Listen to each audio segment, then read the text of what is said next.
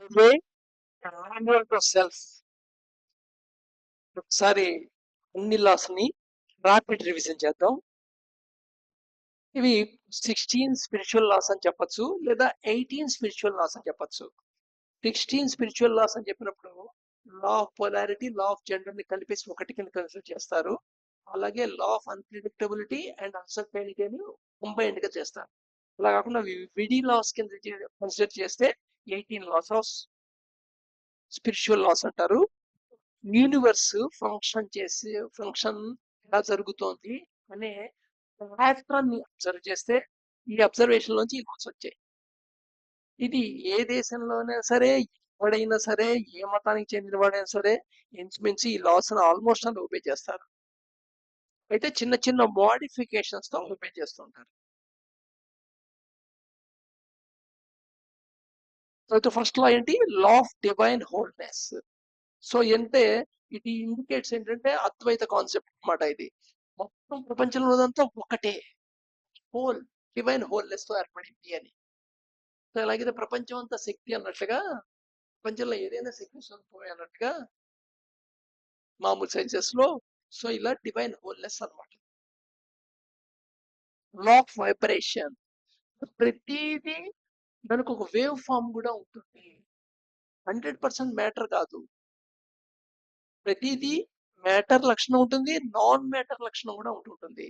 అది గ్రాస్ నుండి సబ్టిల్ అవుతున్న కొద్దీ, అంటే స్థూల రూపం నుండి సూక్ష్మ రూపం అవుతున్న కొద్దీ దాని యొక్క నాన్ మ్యాటర్ లక్షణం బయటికి కనబడుతుంటుంది. పదార్థము మ్యాటర్, నాన్ మ్యాటర్ అని చెప్పలేము. బట్ అదే దాని అణురూపం తీసుకొచ్చేప్పటికి ఇది వేవ్ లక్షణాలు ఉంటాయి, మ్యాటర్ లక్షణాలు ఉంటాయి. ఆ అణువు ఏర్పడిన మూలకణాలు ఎలక్ట్రాన్, ప్రోటాన్, న్యూట్రాన్ దగ్గరికి వెళ్ళినప్పటికీ వేవ్ లక్షణాలు ఇంకా పెరుగుతాయి. ఈ మూలకణాలు దేంతో ఏర్పడ్డాయో వాటి దగ్గరికి వెళ్ళినప్పటికీ క్వర్స్ పార్టికల్స్ ఇంకా వేవ్ లక్షణాలు పెరుగుతాయి.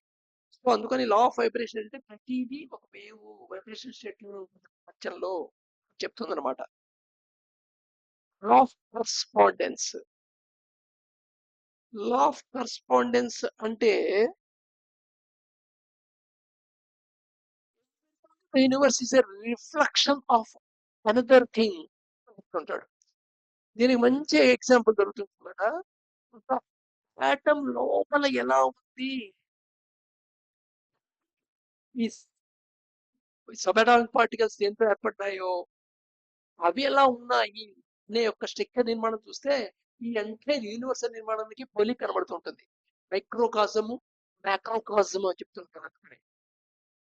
అలాగే చూడండి, బయట ఎలాగైతే గ్రహాల చుట్టూ తిరుగుతున్నాయి, సూర్యుడు చుట్టూ గ్రహాలు తిరుగుతున్నాయి అన్నట్టుగా ఆటమ్ లో ప్రోటాన్ చుట్టూ ఎలక్ట్రాన్ తిరుగుతున్నాయి అంటారు. సో ప్రతిదీ లా ఆఫ్ కరస్పాండెన్స్, రిఫ్లెక్షన్ కింద ఉంటుంటుంది సర్టెన్ డైమెన్షన్ లో, సర్టెన్ లెవెల్లో. Next law of action. Law of law of action ఏం చెప్తుంది? Purposeful effort is required for manifestation. So ఏదైనా జరగాలంటే పర్పస్ఫుల్ యాక్షన్ కూడా ఉండాలి. ఒక పర్పస్ఫుల్ యాక్షన్ లేకుండా ఒకటి జరగదు.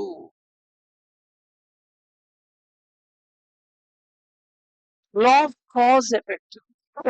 మనం ప్రతి జరిగిన దాని ప్రతి స్థితికి, ఈ స్థితికి ఏర్పడటానికి మూల కారణమైన ఇంకో స్థితి ఉంటుంది. అయితే ఇది లీనియర్ గా ఉండదు, కాంప్లికేటెడ్ నెట్వర్క్ గా ఉంటుంది. నిజానికి ప్రతి ఎఫెక్ట్ ఒక కాజు, ప్రతి కాజు ఇంకొక మూమెంట్ ఎఫెక్ట్, ఈ మూమెంట్ కి ఇంకో మూమెంట్ కాజు, ఆ మూమెంట్ కి ఈ moment effect. So independent causes ఉంటాయి టు ఈ certain effect, to get certain effect. Law of attraction ఇక్కడ లైక్ అట్రాక్ట్స్ లైక్. సో ఎలా నువ్వు ఏదైతే మెంటల్ గా నువ్వు రిపీట్ చేస్తుంటావో ఆటోమేటిక్ గా అలాంటి సంఘటనలే వెల్కమ్ చేస్తుంటావు. సో లా ఆఫ్ అట్రాక్షన్ అనమాట. ఈ లా ఆఫ్ అట్రాక్షన్ రకరకాలుగా చెప్పుండొచ్చు, రకరకాలు చెప్పచ్చు, రకరకాల ఫోర్సెస్ యాక్ట్ చేస్తుంటాయి. సో ప్రపంచంలో చాలా ఫిజికల్ ఫోర్సెస్ ఉన్నాయి, కాస్మిక్ ఫోర్సెస్ ఉన్నాయి, ఎకలాజికల్ ఫోర్సెస్ ఉన్నాయి. ఇవన్నీ లా ఆఫ్ అట్రాక్షన్ లోకి వస్తాయి. Law of compensation. సామాన్యంగా ఏదైనా ఒక సంథింగ్ జరిగితే ఇంకొకరు కాంపన్సేషన్ జరుగుతుంటుంది. సపోజ్ అన్యాయంగా వాడు డబ్బులు దొబ్బేసాడు అనుకోవచ్చు. కానీ వాడు ప్రశాంతంగా ఉండడు. లోపల మటుకు వాడు మదన పడుతూనే ఉంటాడు. So like that compensation equal గా ఉండదన్నమాట. నీకు మనీ లాస్ వాడికి ఎమోషనల్ లాస్ కింద అయ్యుండొచ్చు. అలాగా ఒక రూపంలో ఉన్నది ఇంకో రూపంలో కూడా కాంపెన్సేట్ అవుతూ ఉంటుంది. Law of relativity. సో ఇక్కడ గుడ్ టు బ్యాడ్ అనేది రిలేటివ్ గా చెప్తా ఉంటాం. రిలేషన్ లో చెప్తాం. In relation to structure of acceptance నువ్వు ఒక మొత్తం కంటిన్యూటీలో ఒక యాక్టివిటీ డిఫరెంట్ సిచ్యువేషన్ కంటిన్యూటీలో నువ్వు స్ట్రక్చర్ ఆఫ్ యాక్సెప్టింగ్ పాయింట్ ఉంటుంది. ఆ పాయింట్ అబౌవ్ నేమో నువ్వు బ్యాడ్ అంటావు, ఆ పాయింట్ బిలోనేమో నువ్వు గుడ్ అంటావు. సో రిలేటివ్ గానే గుడ్ టు బ్యాడ్ అని ఉంటుంది. As it self good bad లేదు పిక్చర్లో. Transmutation of energy. Everything in the universe లో ఉన్నవన్నీ మొత్తం అంతా ఎనర్జీ రూపాలే. ఎనర్జీ రకరకాల ఫార్మ్స్ లో ఉంది.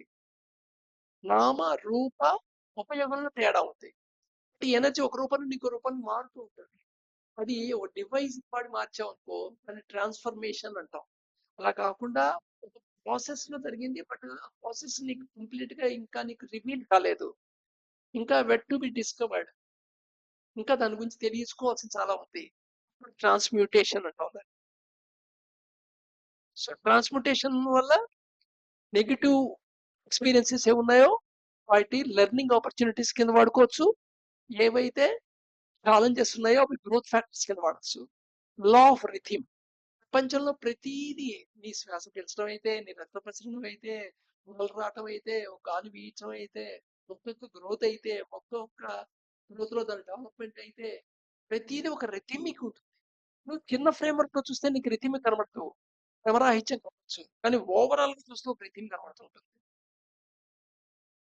అలాగే లా ఆఫ్ పోలారిటీ. ఇక్కడ పైన ఆపోజిట్స్ కింద ఉంటాయి. ఇవి కాంప్లిమెంటరీ. ఒకటి ఉందంటే రెండోది ఉండాల్సి వస్తుంది, పగలు రాత్రి లాగా. సో టూ అది రిక్వైర్మెంట్. అలాగే లా ఆఫ్ జెండర్. అలాగే మేనిఫెస్టేషన్ ప్రాసెస్ అవ్వాలంటే అక్కడ రెండు ఫ్యాక్టర్స్ ఉండాల్సిందే ఖచ్చితంగా. అది need not necessary male female అని అర్థం, బట్ టూ ఫ్యాక్టర్స్ ఉండాలి.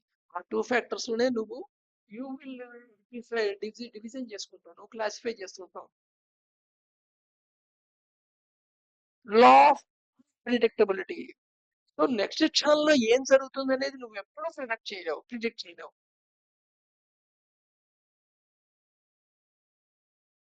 Law of uncertainty. So full efforts అన్ని పెట్టినప్పటికీ ఖచ్చితంగా నువ్వు ఎక్స్పెక్ట్ చేసినట్టుగా, నువ్వు అజ్యూమ్ చేసినట్టుగా 100% అదే జరుగుతుంది అనేది సర్టైన్ గా చెప్పలేము. జరగకూడదు. Law of inequality. అన్ని ఒక మూలం డివైన్ హోల్నెస్ నుండి అన్ని ఏర్పడినప్పటికీ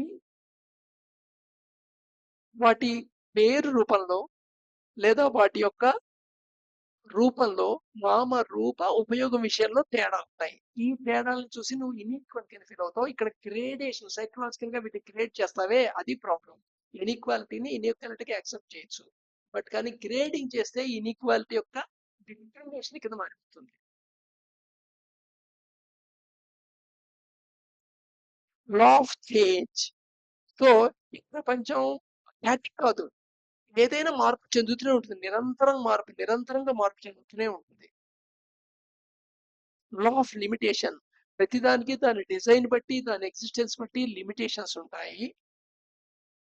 ఈ లిమిటేషన్స్ సబ్టిల్ స్టేజ్ నుండి గ్రాస్ స్టేజ్ కి మారుతుంటే, అంటే సూక్ష్మమైన స్థితి నుండి స్థూలమైన స్థితికి మారుతుంటే లిమిటేషన్స్ పెరుగుతూ ఉంటాయి. బట్ ఈ లిమిటేషన్స్, లా ఆఫ్ లిమిటేషన్ అర్థమైతే టాలరెన్స్, పేషెన్స్ అనేవి వస్తాయి.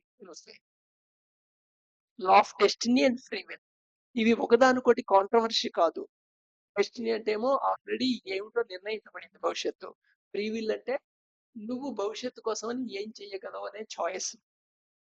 సో డెస్టినీ అనేది నీ ఫ్రీ విల్ ఒక రిజల్ట్. ఇది ఒక సైక్లిక్ ప్రాసెస్ లో ఉంటుంది అనమాట. సో డెస్టినీ మీద ఆధారపడి నీకు ఫ్రీ విల్ ఉంటుంది. ఫ్రీ విల్ లో నువ్వు తీసుకున్న డెసిషన్ బట్టి మళ్ళీ డెస్టినీ ఆధారపడుతూ ఉంటుంది. So law of destiny and free will. ఈ మొత్తము 18 లాస్, లేదా మనం కంపోజిట్ చేస్తే రెండు లాస్ ని 16 లాస్, స్పిరిచువల్ లాస్ అంటారు. ఈ లాస్ అన్నిటినీ జస్ట్ అబ్జర్వేషన్ తో, నీ యొక్క లైఫ్ ఎక్స్పీరియన్సెస్ అబ్జర్వేషన్ తో కరెక్టే అనిపించవచ్చు. మీరు ముందు నేను చెప్పాను కాబట్టి ఈ లాస్‌ని ఒప్పుకుంటూ, ఏదో పుస్తకంలో రాసున్నాయి కాబట్టి ఒప్పుకుంటూ, ఎవరో ఏ వివేకానందుడో చెప్పాడు, లేదా రామకృష్ణ పరమహంస చెప్పాడు, లేకపోతే జగ్గి వాసుదేవ్ చెప్పాడు, ఓషో చెప్పాడు, లేకపోతే ఏదో రమణ మహర్షి చెప్పాడు. చాలా మంది ఇంచుమించు ఈ లాస్‌నే రకరకాల రూపాల్లో ఎక్స్‌ప్లెయిన్ చేయడం జరిగింది. కానీ ఒకటి చెప్పాడు, అథెంటిక్ పర్సనాలిటీ చెప్పాడు కాబట్టి నమ్మద్దు. చెప్పాడు కాబట్టి తెలుసుకో. కానీ ఒక్కొక్క లా గురించి నువ్వు 1 డే స్పెండ్ చేసి దాని గురించి ఆలోచించి, ఆ! ఈ లా కరెక్టే అనిపిస్తే దాన్ని యాక్సెప్ట్ చెయి. యాక్చువల్‌గా ఈ లాస్ అన్నిటిని నువ్వు అబ్జర్వ్ చేస్తే, పర్సీవ్ చేస్తే, వీటికి ఒక ప్యాటర్న్ గనుక అబ్జర్వ్ చేస్తే, ఈ ప్యాటర్న్ హార్వెస్ట్ చేసుకొని నీ ఎవల్యూషన్‌కి వాడాలి. నీ యొక్క ఎవల్యూషన్ కాన్షియస్‌గా ఎవల్యూట్ అవ్వడం అనేది నీ చాయిస్ కదా! సో, ఆ కాన్షియస్‌గా ఎవల్యూట్ అవ్వడానికి వాడు. సో, దేర్‌ఫోర్ ఎప్పుడైతే ఇన్ని లాస్ తయారయ్యాయో, ఈ లాస్ అన్నిటిని ఒక ఫ్రేమ్‌వర్క్‌లో ఎక్స్‌ప్లెయిన్ చేయడానికి ట్రై చేస్తారు. ఆ ఎక్స్‌ప్లెయిన్ చేయడానికి ట్రై చేయటంలోనే మీకు ఫిలాసఫీస్ ఫార్మ్ అవుతాయి. థియాలజీస్ ఫార్మ్ అవుతాయి. ఆ థియాలజీని, ఫిలాసఫీని ఫాలోయర్స్ ఒక గ్రూప్ కింద ఫార్మ్ అయితే, ఆ గ్రూప్ ఒక అక్కల్ట్ కింద ఫార్మ్ అవుతుంది. ఈ అక్కల్ట్ గ్రాడ్యువల్ ఒక సొసైటీ ఫార్మ్ అవుతుంది. వాళ్ళందరూ ఒక రిలీజియన్‌కి సంబంధించిన వాళ్ళ కింద అవుతారు. యాక్చువల్‌గా బేసిక్ లా రూపంగా ఇంచుమించు ఈ లాస్ అన్నిటిని ఏ ప్రపంచంలో ఉండే ఏ మతస్థుడైనా నో అండు. కానీ దాని యొక్క మైన్యూట్ డీటెయిల్స్‌లో విభేదిస్తూ ఉంటాడు. బట్ ఈ లాస్ అన్ని ఎక్స్‌ప్లెయిన్ చేయగలిగేది, ఈ లాస్ అన్నిటిని ఎంత కుదిరితే అంత క్లియర్‌గా ఎక్స్‌ప్లెయిన్ చేయగలిగే ఫ్రేమ్‌వర్క్ ఏముంది అనేది నెక్స్ట్ మన స్టెప్. సో, ఆ ఫ్రేమ్‌వర్క్‌లో ప్రపంచంలో ఉన్న రకరకాల ఫ్రేమ్‌వర్క్‌ని అబ్జర్వ్ చేద్దాం. సో, మన ఇండియన్ కాంటెక్స్ట్‌లో ఫ్రేమ్‌వర్క్ ఏమిటి అనేది స్టడీ చేద్దాం. Thank you.